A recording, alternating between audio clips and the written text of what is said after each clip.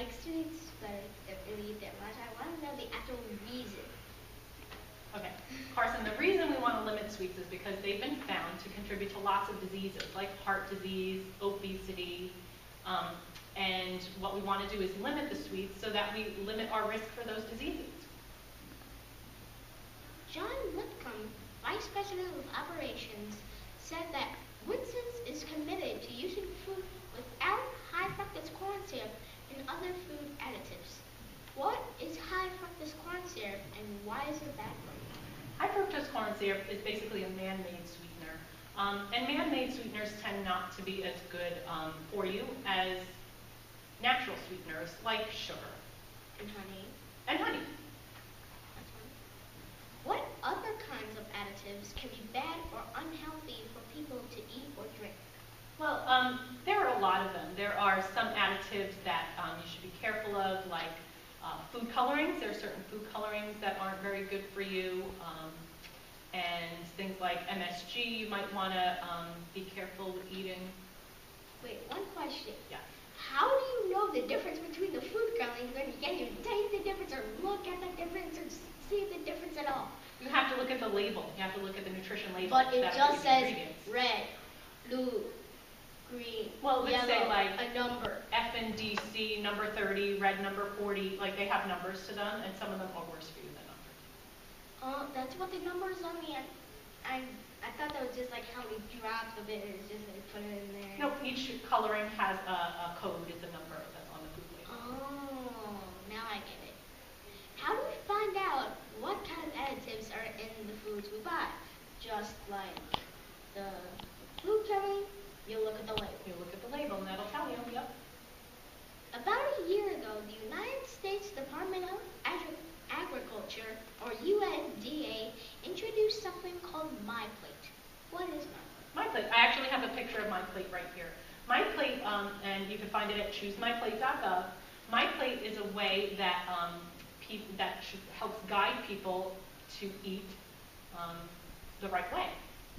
Well, that could also be in the actual plate. Yeah, they put it on the side because most people associate dairy with milk.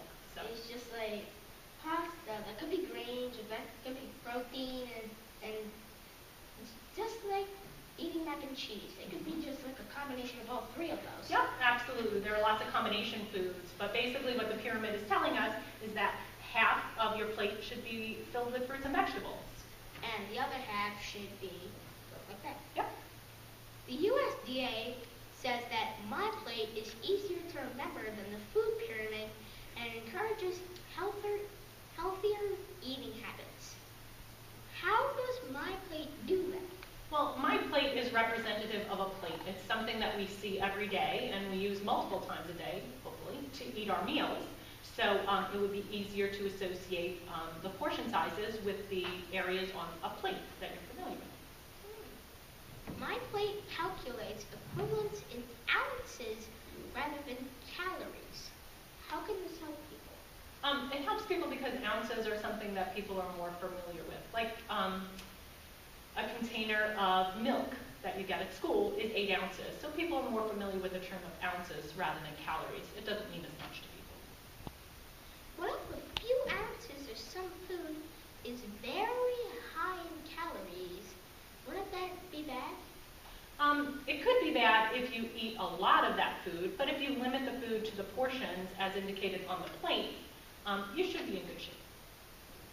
These new recommendations are based on age, gender, and the assumption that you are exercising 30 minutes a day. What if a person doesn't exercise 30 minutes a day? Oh, that's also a half hour. That is a half hour. Well, some people might exercise 60 minutes a day, and some people might exercise 15 minutes a day. But you have to remember that overall, the exercise that you do during the day contributes towards that. So if you're vacuuming your house or picking up your toys or outside playing with your friends, that all contributes to the exercise you do each day. Why are age and gender important factors? Age and gender, for instance, if somebody's 5 years old versus 15 years old, they need a different amount of calories. And gender is important too in the same way.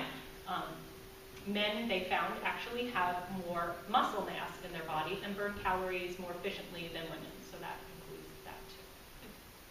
People are so used to the people are so used to the 2,000 calorie a day plan. Do you think it's difficult to make the switch to the monthly plan from the 2,000 calorie plan? I don't think so, but what do you think? Is that easy to learn, you think?